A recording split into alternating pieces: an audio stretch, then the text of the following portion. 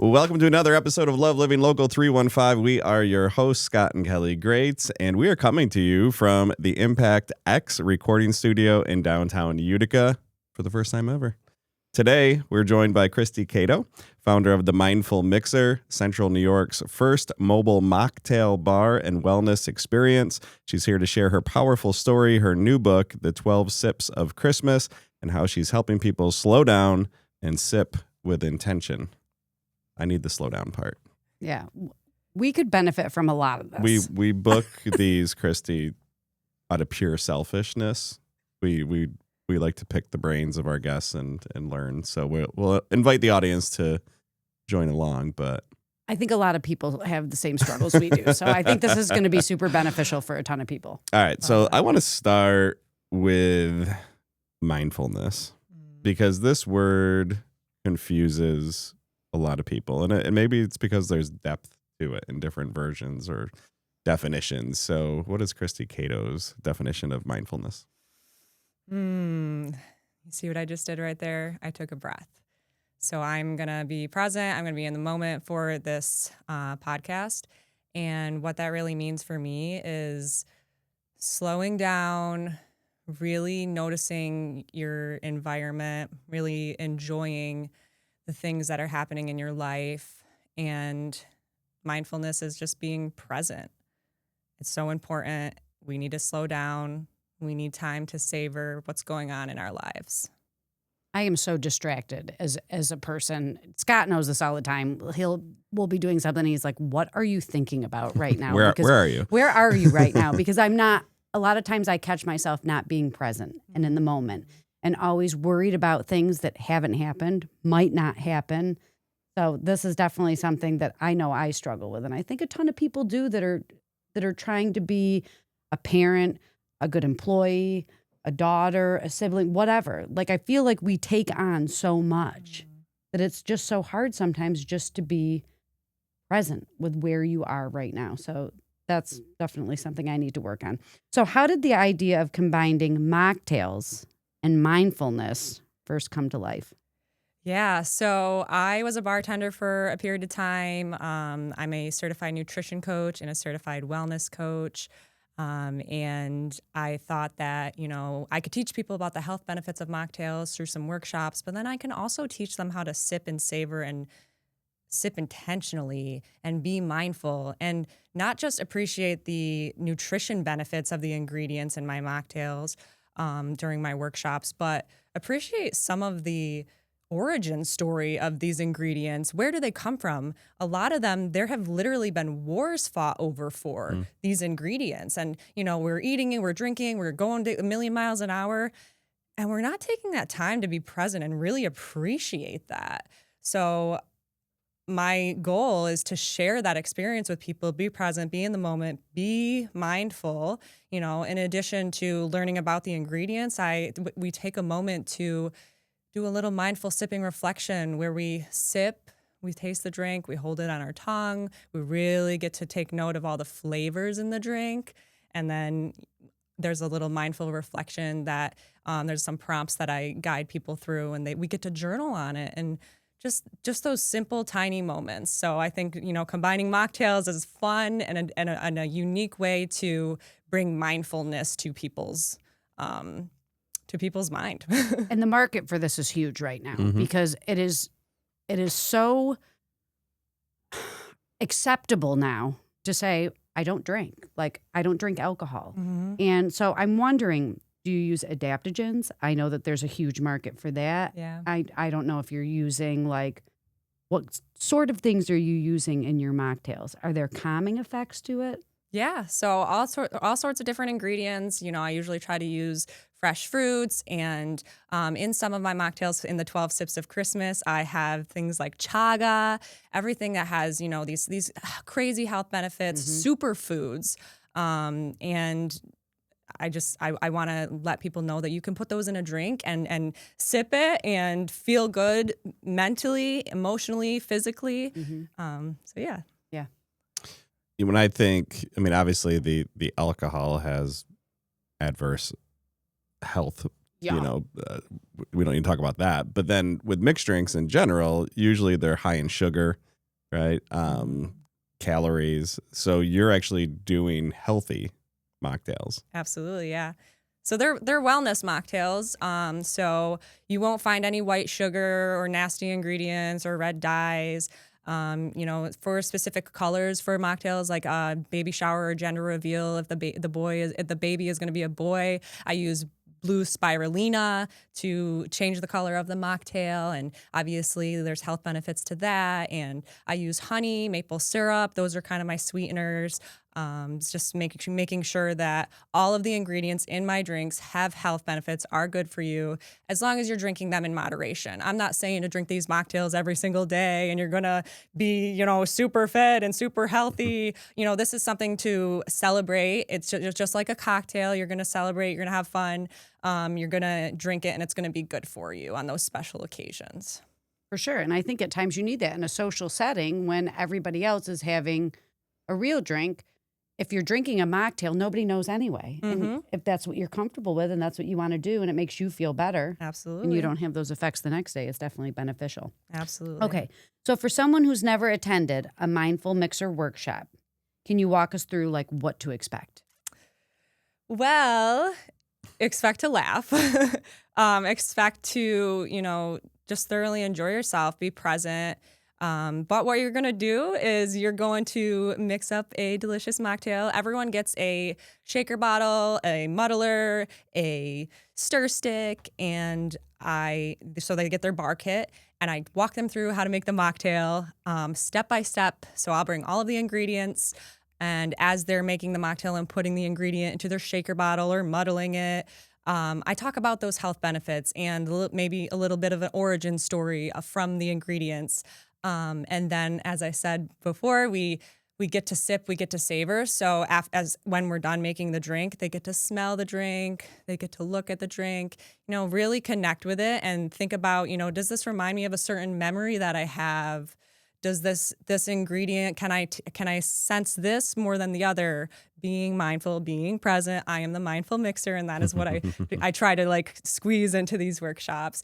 And then we do the little mindful reflection at the end. They all go home with a recipe card, so they get to sip, savor, and do the same thing at home. My main goal is education and wanting to provide that space for the future for them as well. That's awesome. So private parties or events or both? All of the above, Scott. Yeah, man. So I've done a lot of public workshops. I've partnered with places like Vine and Fig in Rome. It's one of my favorite restaurants. We did a summer reset series where we had 30 minutes of yoga each month, June, July, August, and September. We had fourth Sunday of every month. 30 minutes of yoga started out with, then my mocktail workshop seasonal. So 1 month was apple, 1 month was blueberry, 1 month was strawberry, watermelon, things like that. And then there was a nourishing breakfast that went along with it. So that's just one of the events. Baby showers. I make sure that I tie the mocktail to the theme of the party. There was a tea party themed baby shower that I did. So I did 2 tea-based mocktails, and I created a special little storybook for the mom to be and then soon the baby to be. And it talked about the event. It talked about the baby shower, and then it gave them the recipes so they can make them together with the mindful reflection notes in the back. That's so awesome, especially you're thinking holiday parties, you're thinking something unique that you can do even for a company, a company party, because a lot of times if you're providing alcohol at a company party, that's not great because they have to get home from the company party. Cal. Exactly. Always got to think of that. But dry January, so many people, we did it last year. We've done it the last couple of years. And I guess what we struggle with is, what are we going to do? There's nothing if we're not drinking, we can't go out, we can't do anything. This is a great thing. Even for book clubs too. I know a ton of girls that do book clubs and to have this. Cristi, my wife's turning this into a marketing thing. Let's Yes, go. I think it's a great idea. Well, there are going to be events in January. There's going to be events every single month for people. And you know what? Think about pregnant women who can't drink, or they're breastfeeding, or people going through recovery and they don't want to drink or can't drink. And this is providing a space for so many different people, so many different walks of life, you know, from a 6-year-old girl and her mom to a grandmother to a pregnant woman with her significant other. There's so many Or opportunities. even people that are this. on a health journey to get into your other, I mean, Yes. you do personal training, you're a nutritionist. For people that are really trying to make themselves the best version of themselves, cutting down on alcohol, I'm not saying totally cutting out, but Sure. cutting down on alcohol is one thing that you definitely need to do. Oh, for sure. 100%. So Absolutely. this still allows you to have fun and feel like you're drinking a fancy beverage and Yeah. not just a bottle of water. Yeah, exactly. Let's dig into your past. You talk about growing up in mom's kitchen and a lot of the just happy moments and memories. And so how did those early foundational years kind of shape your journey? Sure. So we grew up pretty poor. We would collect bottles and cans all throughout the year for extra money. We grew up with food stamps, low income housing. But, you know, some memories that I have from my childhood is my mom bringing together people from the neighborhood, those kids from the neighborhood, also in poor, low income housing situations. And she would bring them in and she had this huge cookie bowl. We would all put our hands in the bowl and we were mixing these ingredients. And she's saying, okay, do half a teaspoon of this and a tablespoon of that. And you know, these kids are having fun and they're off the streets. She's keeping them safe. But she's also teaching us about community. And that is a huge component of wellness, that, you know, connection with other people, the laughing, the community. And that's what I bring into my workshops, that very same experience. You know, I'm teaching you, there's educational benefits to it, but, you know, there are people who have come in and they just wanted to try it out by themselves. They come in, they're very quiet, they start out, and then, you know, they're laughing, they're talking to people next to them. And I've been getting such amazing feedback, like I was not expecting that, or this was the best part of my week or my year, just being able to be present and have that community. So what my mom instilled in me during those times, like, you know, I could have looked back and been like, oh, we were poor. No, but we learned the importance of community and connection. Yeah, it's awesome. And then let's go to 2020 because that's a pretty jarring story as well. And, you know, sometimes we appreciate life a little more when we realize we're immortal, right? And so you Yeah. had a little bit of a health scare. You want to take us through that? Sure. So in January of 2020, right before the world shut down with the pandemic, my world almost shut down. I had a 6-inch blood clot near my heart. I woke up one day and I had a very dark vein coming from my heart going all the way down my arm, and the tips of my fingers started to turn dark purple. My right arm was the size, like 2 or 3 times the size as my left arm. And I went to the hospital and they were imaging around my heart. I'm like, what's going on? And they're like, we need to get you to Syracuse as soon as possible and in the operating room. I'm like, what? So got in the operating room when I got out there, and over the course of several days, I had a few different surgeries. I had, like I said, did I say I had a 6-inch blood clot near my heart? But the surgeon told me that if it was not for my health, you know, I was working out, I was eating healthy, I was keeping stress low, I was making sure I was getting my sleep. I was a health fanatic, but this happened to me. And if it was not for my health, I would not be here today. And he told me that. I was like, wow, mic drop, because this is why I'm here. I'm going to share this story with people and let people know, like, that fitness and nutrition and, you know, being healthy is not just something luxurious or looking good on Instagram. It can save your life, you know, whether that be mentally or physically, or you get into a near-death situation like that. So I became certified in personal training so I could teach people about fitness. And that made me realize the gap between nutrition and training. So I got certified in nutrition coaching. And then, you know, the mindful component, the being present, being in the moment was so huge and important to me. And then overall wellness as a whole circle. So I got certified to become a wellness coach as well. And then I started this company, the Mindful Mixer. I love I'm it. glad that you brought that up too, because a lot of people think, you know, if I go to the gym and I work out for an hour every day, like I'm healthy. But then you're putting processed foods in your body. Yeah. You're not getting good sleep. It is so important. And one of the, I listened to a podcast and it says like your body is a gift. You're given a Yes. gift and you have to decide what you're going to do with that gift. And you don't get another one. Like no matter how hard, well, some people try to change their bodies, but whatever. We won't get into that. That's a whole different podcast. Yeah. Let's talk about the book. 12 Sips of Christmas. Where did the idea come from? So actually, as the year unfolded, I started this business back in April. I was coming into the summertime, and I'm like, I need to start thinking ahead. Like, what am I going to do for the winter time, and how can I bring this experience to people?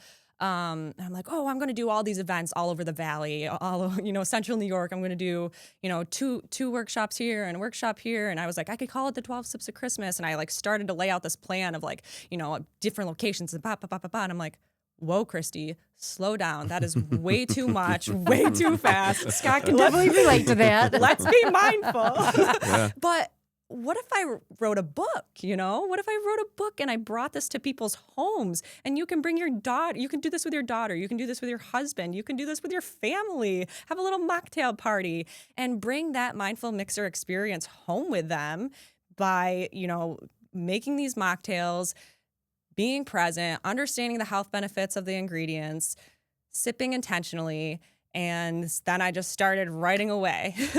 My grandfather passed away in July, and shortly after he passed away, I found a note. It out of nowhere, it came out of a cabinet that I was looking through, and it was a note he wrote me 20 years ago.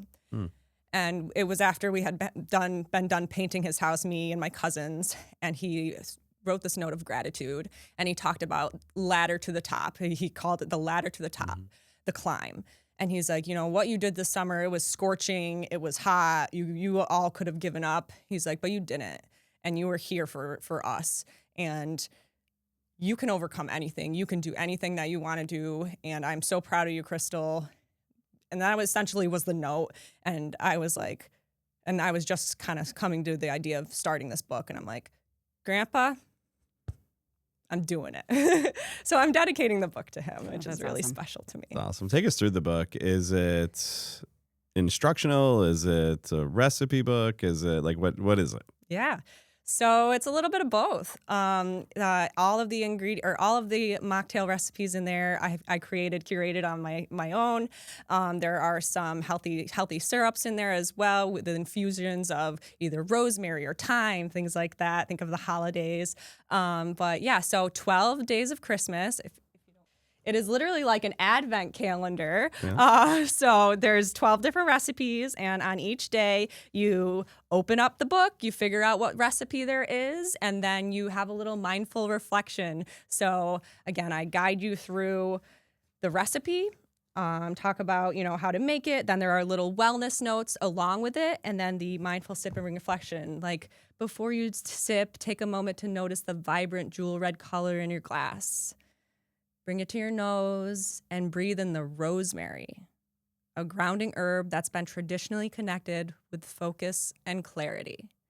And those are just a few things in the book. Each day you're going to be able to do this and be mindful, that big buzzword, but that is at the heart of what I do. So your ingredients, are they easy to find? Yeah, so a lot of them you can find just right on Amazon. I typically get them at, Hannaford or Walmart. And, if you want to scoot out to Wegmans, which I love Wegmans. I wish we had one closer. Sore subject. I know. I also get a lot of my ingredients from Thrive Organic Market. It's, it's just like a subscription online grocery store. But most of the ingredients you can just order right from Amazon. That's great. Yep. Okay. All right, so now my mind's spinning. Shocker. To prepare for this, so when are the 12 days of Christmas? Is this like leading right into, or can it be any 12 days in December? Truly, it can be any 12 days. You can buy the book now and start it. It doesn't, there are no rules. I like the advent calendar thing, though. It kind of brings me back to my childhood. Yeah. Where it was like, ooh, day number 1. Every day to get up and get that candy. Like have something to look forward to. Candy skip the candy. But how do I prepare, right? Like, is there a list of ingredients? Like, how do I get ready for this? is, yeah. So at Yeah, the you need end, a shopping list. so there is. I need, and you know me, I need a very detailed shopping list. Are you going to tell them where to find it in the store too? Because I get that phone call all the time. I'm not, but I Stores thought are about that. I'm confusing. like, do I tell them how to source these ingredients? But I do have in the back of the book, there is a shopping list. So it tells you all Awesome. of the ingredients that you'll need for the whole entire book. If you want to just get them all at once, there's a little checklist so you can say, okay, I got my cacao and I got my mint leaves and, you know, all of the things that you're going to need for the recipes in the book. I made sure that I was extremely mindful. And then also some of the syrups that you'll be making, they're specialty syrups, but you are going to use them a few times throughout the book in a different mocktail recipes. Each recipe is unique and special, but I was mindful of that so you don't have a ton of ingredient left over and you made the special syrup and you spent, you know, a little bit of time to do that. And you're going to use them again. So Yeah. the That's awesome. whole point of the book is to be mindful. This might be a sequel, so it's okay if you didn't do this. But food pairings, are there like food pairing ideas with each drink? Yeah, so actually I did an event at Franca's Wine Room where we did, it was for Mother's Day. It was called Mocktails and Mamas, and we made 3 different mocktails and we paired it with 3 different like appetizers. So it was like a food pairing idea, and I would love to, you know, be doing something like that with more restaurants. But I don't have like that culinary experience. Right. So I don't know if I could create the food recipes necessarily that would always go with them.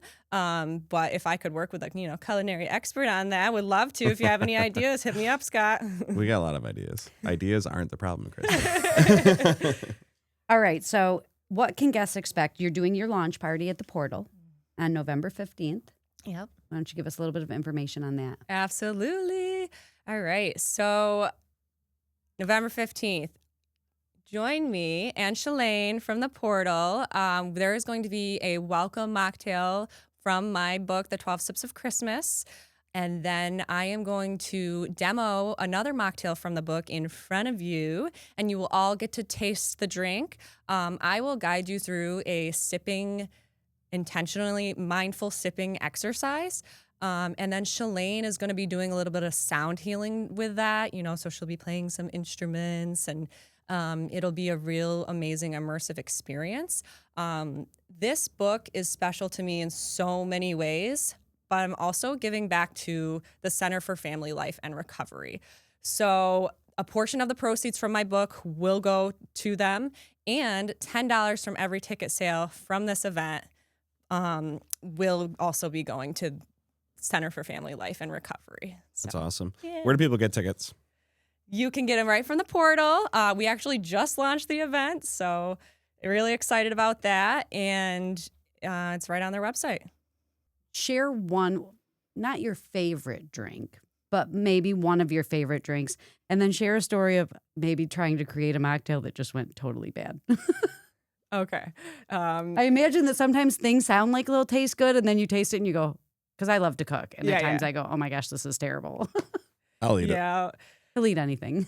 So I had this event for the Oneida Health Foundation. I had to serve 2 different mocktails. They actually reached out to me back in April when I just started this business, and they're like, we're having a, you know, sip and sizzle barbecue. It's a fundraiser for the foundation, and we would love to have you there. You know, obviously my drinks are about health and wellness. So I was, you know, trying to think of like, what drinks am I going to make for this? And, you know, up until like the week of, I had a couple of ideas in my head, but then on Thrive Market, there was this crazy deal on this powder called Camu Camu powder. And that is an incredible superfood. It is berries that are from a tree in the Amazon that literally is in the Amazon River. It is submerged with water. These berries soak in all of that biodiversity from the river floor, and the vitamin C content in this is absolutely incredible. So I ordered that ingredient, and I'm like, all right, I'm gonna mix this into one of the drinks that I'm gonna make at the event. So I did a Camu Camu grape mojito. So what it was grape juice, Camu Camu berry powder, muddled mint, seltzer, lime. Think of just like a, you know, regular mojito, but made with the grape juice, you know, polyphenols, health benefits with that. And then the Camu Camu. So it was just this powerful, like healthy drink. And I tasted it and I was like, okay, like, okay, Cristi, you can do this. So I served it, to 150 guests, and the feedback was incredible. So that was really fun and cool. And just like a last minute, like, oh, let me buy this That's ingredient awesome. and see what happens. Is that like crazy expensive? It usually is, but it was on sale. So Okay. I was like, I'm going to do it. It's like usually like 30 something dollars for a packet, but I think it was on sale for $7. I'm like, I'm going to take advantage of this and see how it goes, Yeah. And then what would you call those? Horror stories. Yeah. Ooh. I was making a blueberry juice with coconut milk and pineapple juice and lime juice. I was shaking all that up and I was like, oh, this is going to be awesome. And then something with the pressure in the shaker bottle from those ingredients with the lime and whatever, like the shaker bottle just like the top popped off and like literally the drink went everywhere. Chemical reaction. I know, literally. Yeah. And I'm like, wow, okay. So I'm like, maybe I won't do this in one of my workshops, but the drink was delicious, but it was all over the Picturing wall. like and the mad floor. scientist. Oh Cristi. yeah. Bubbling I over. took a picture. It literally was like the death of a mocktail. There was like blueberry juice everywhere. Yeah, I mean, I can go deep into so many different things here. The wellness piece, I want to go back to that. So, you're a certified wellness coach. What does that mean? Yeah. So wellness is literally everything. It can be from, your nutrition. It can be from your personal training or your strength training. But it also is the mindful component, sleep. Think about every single aspect of your life that could potentially make you feel well. And I've been really obsessed with the blue zones. Have you guys heard much about that? Yes, Yeah. yeah. These people in Sardinia, and Yep. they're living to over 100 years old, and they're getting With their steps vitality. in. They're walking. Like, I mean, they're living well. Yeah, they're living well. They're healthy. They're vibrant. They're not just alive like our 100-year-olds here. Yeah, and you think about that, with wellness, like what are they doing? And there obviously is a lot of research and everything about that, but the big thing that I drew from that is community. And they are talking with their neighbors. They have people come over. They're all cooking together. And that is a huge component of wellness that people often don't think about. Like I said, you think about your nutrition. You think about, am I getting my steps in? Am I doing this? Da, da, da, da, da. But we are on our phones. We are so isolated, and that is taking off years of our lives. So, with this wellness coach certification, I'm teaching people about the importance of the community. And with the Mindful Mixer, I do that in my workshops. Yeah, it's a true, I don't know if epidemic's the right word, but it's a situation, right? That is like growing rapidly. People are lonely, and it's leading to depression and all sorts of other, bad health situations. Let's cheat off your paper personally, because the other thing about blue zones is, they typically grow their own food.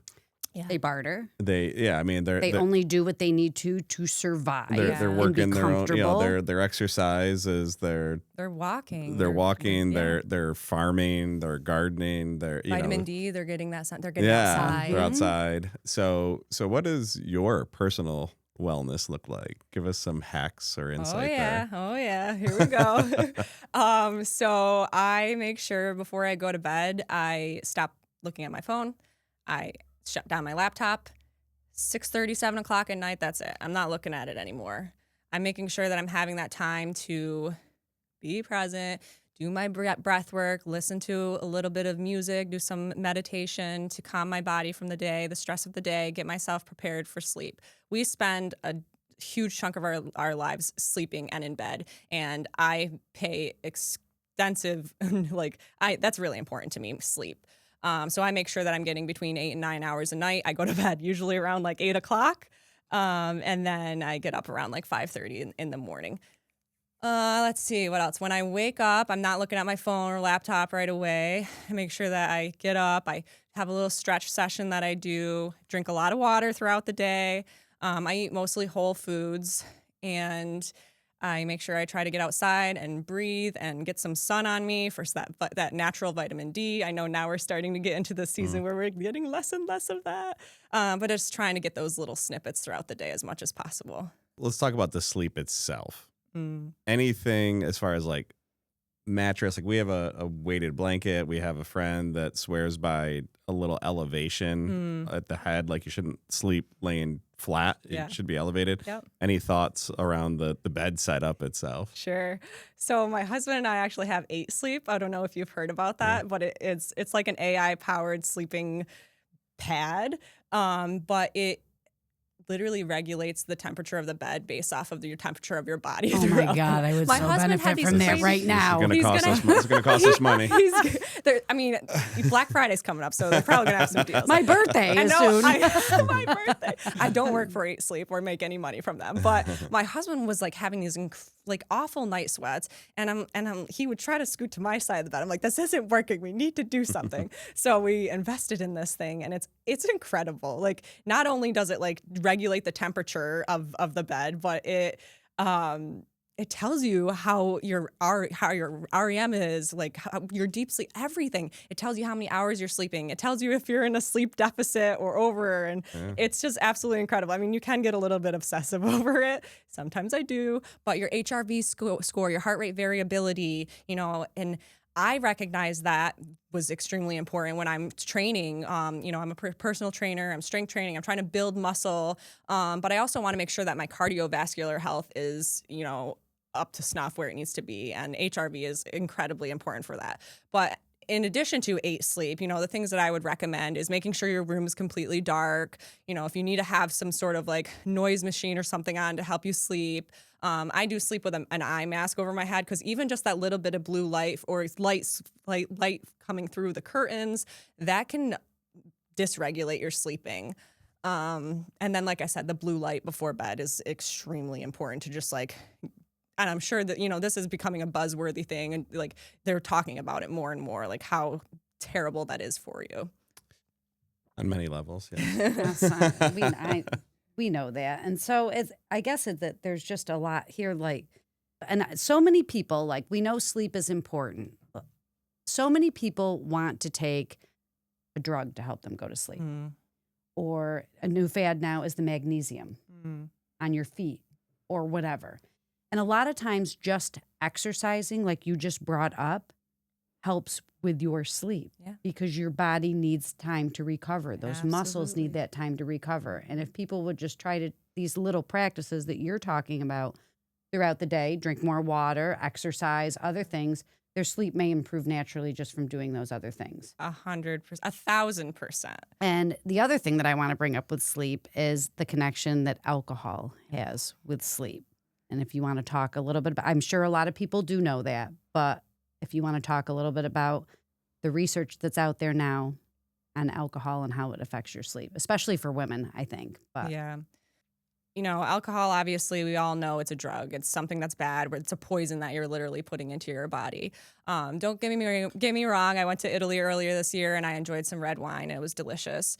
But it's, when you're consuming that alcohol, like your body is not understanding, like it is literally changing things in your body. And when you're trying to sleep, like that alcohol is infusing into your bloodstream, and you're not going to get that appropriate. So you think, oh, well, let me have a glass of wine before I go to bed and hit me, like, it'll knock me out. But truly, it's going to decrease your, the quality of your sleep tremendously.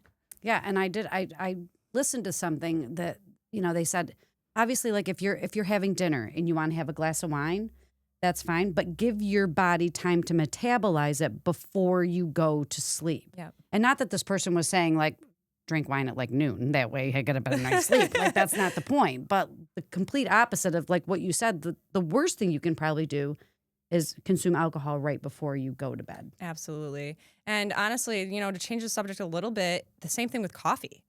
Coffee, everybody's like, oh, let me get my 2, 3, 4 o'clock in the afternoon. Let me have my coffee. But there's a half-life to coffee. And, you have that cup at 3 o'clock in the afternoon. That's still in your bloodstream at 9 o'clock at night. So you're not going to get that appropriate sleep.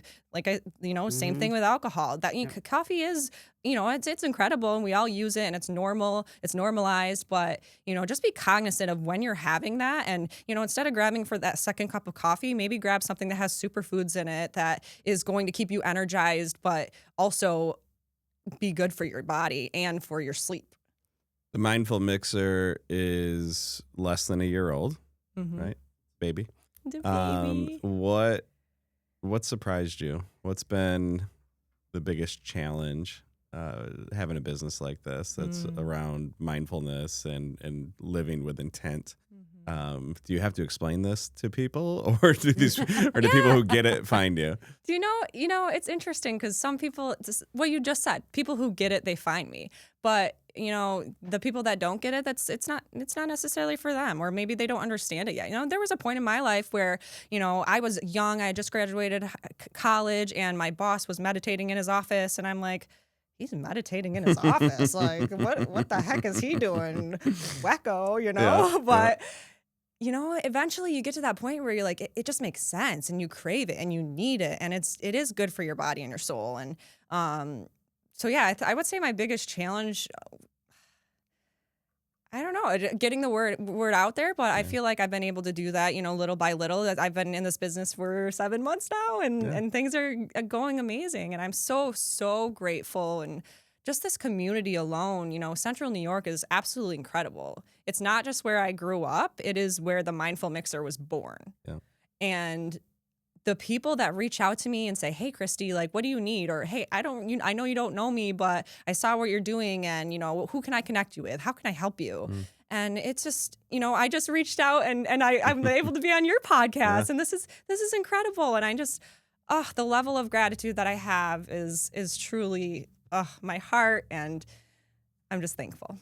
So I just wonder, have you always been like this? Like, when you look back at your younger self, what do you think she would say about you today? I mean, she was knocking the meditator, so definitely not.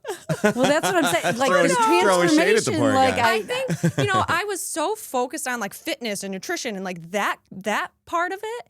And I think that near-death experience, honestly, just like pushed me towards like the mindful part of it, and just being like, whoa, like, it's not, obviously it's the fitness and nutrition, but like, let's have gratitude. Let's appreciate life. Let's slow down, take a beat, take some breaths, be present, because you can die at any moment.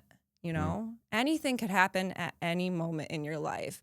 And if you're not enjoying this life, this one body that you have, this one life that you have to live, what's the point? Yeah. It's also the people you surround yourself with. for sure. Because people like you will bring together this community like you're doing with the Mindful Mixer, and they're like-minded people who get it, who appreciate it, and you elevate others in that thinking, and the gratitude and the slowing down, and there's power in community. And so love what you're doing. What's the vision for the future? So, as I mentioned, a portion of my sales is going to the Center for Family Life and Recovery, but the other portion is going to trademarking my business, because I want to be able to grow this. I want to be able to bring this to other communities. I have had people reach out to me who found me on the internet from California, from Chicago, from Arizona, and I've had phone calls and emails like, hey, like, I just kind of came across your business on a whim, on a Google search, whatever. Do you do anything like that out here? Can you do anything like that out here? And I'm like, not yet, but let's go. I could do it. Why not? So I maybe a franchise model in the future, hiring some staff. But my first step is to be able to trademark and, safeguard my business, so that I can provide this opportunity to many other people and communities. Not cheap, by the way. Thousands and thousands of dollars to trademark a business, but God bless America. Yeah. No, nothing against lawyers. We've had a couple on. No. You need them at times, for sure. I could go on forever, but I know. Should we rapid fire? Yeah, but before we do that, I do want to go back to the event on the 15th because space is limited. Yep. Yeah, so I would hopefully we're available. I'd love to be there. I don't have. And yeah, well, you don't need to check right now, but so yeah, November 15th, the portal. You can get tickets at the portal. You can connect online with Cristi through all kinds of ways, right? LinkedIn, yeah, Facebook. We'll be marketing it all over the place. We'll tag all this in the show notes. But I would definitely encourage people to get there. We struggle, we this society talks about how times are tough, or people don't have, but it's all BS, right? Like the amount of consumer spending is through the roof, and in this digitized world that we live in, everything just kind of feels the same and boring often. And that's all to say, like, this is such a cool, unique idea for a thoughtful gift, right? I'm thinking like my own employees, like what do I get them, and it's, to bring it together where you can do like an event where you gather the people, everyone gets a book, everyone gets the experience, they get takeaways. Like, it's just timely and it's unique. And I think November 15th is a great time to kick it off. And then you have a goal, correct? Yeah. For how many books you're looking to sell. I think it's very attainable. Yeah, I hope so. Yeah, it's 175 books I'm looking to sell. I've already sold 65 of them, and I just launched a couple of days ago. So super, again, grateful for that. But yeah, that'll help me be able to, get started with the trademarking process. Yeah. So if you're looking for a gift, let's help Cristi get to that number. I'm sure you're going to have that number by the 15th. Yeah, I think so too. All right. So Lindsay does a great job of sending out, thoughts and questions. She's our executive assistant who helps book all of these. And sometimes guests reply, sometimes they don't. Shockingly, Christy's like, rapid fire, let's go. I know, right? Quite That was your literally. reply. I was cracking up. I'm like, she hasn't even seen the questions. She's fired up about them. So we went with a lot. Yeah, we got 10 of them because we 10 know of you're them. going to be super good at 10 this. of Yeah, I don't know if that's a Okay. record, but it's up there. I think it is. All right, let me get. It's our first channel time it. at Impact X. We had to step it up. Okay, ready? Okay, hopefully I don't disappoint you guys. Oh my God, you're not going to disappoint. Favorite wellness ritual? I would say having that time in the evening. Oh, I do take an Epsom salt bath a couple times a week. Love it. Go-to ingredient in a mocktail. Mint. One word to describe your mission. Powerful. Most surprising benefit of being alcohol-free. Enjoying the moments and not feeling like I need the alcohol. Favorite holiday tradition? I was baking cookies, but now it's going to be making mocktails. Best advice you've received. It's always a good My grandpa, with his note that fell out of the cabinet. You can overcome, you can rise, you can climb. Yeah. A wellness myth you wish would disappear. I don't know, like working out and, wanting to, look good for the gram, I'd say. What's always in your fridge? Kombucha. I tried. I All tried right, so hard. let's stop there. What is it? It's a fermented drink. Yeah. Oh, yeah. Remember, I used to drink, and they. It's probiotics, so it has Yeah. live probiotics in it. There's so many different brands and different flavors and stuff. I but guess I just got to find one. Maybe you'll give me a tip on a good one because Yeah. I've tried multiple ones and I don't know. You were drinking Or like Olipop, Good Culture. Well, like, so because the whole drink, he's going to say you drink the apple cider vinegar. yeah. And I will do a shot of that because I just choke Oh, it down. yeah, but yeah, that yeah. whole big drink, I'm like, I can't. So apple cider vinegar is totally different than kombucha. Like I can't get down with that. Like I understand the health benefits of it and everything. Right. I do drink some. I do partake every once in a while, but Anyway, kombucha over that any day. where do you buy groceries? Hannaford, or like I said earlier, Thrive Market, the online organic grocery store. one intention you set each morning. Breathe, and you're gonna have a great day. Cristi Kaido, the mindful mixer. So much fun. Yeah. A lot of I'm super excited for you. Thank you. I You appreciate have that. an energy and a vibe about you that's strategic and intentional, right, by design. But more importantly, you're giving people the blueprint and the path to help them do the same. So That's what it's all about. cheers to success in your future, my friend. Thank you. Cheers. I should have brought some mocktails. I'm sorry. You blew it. Thanks for nothing. Thank you.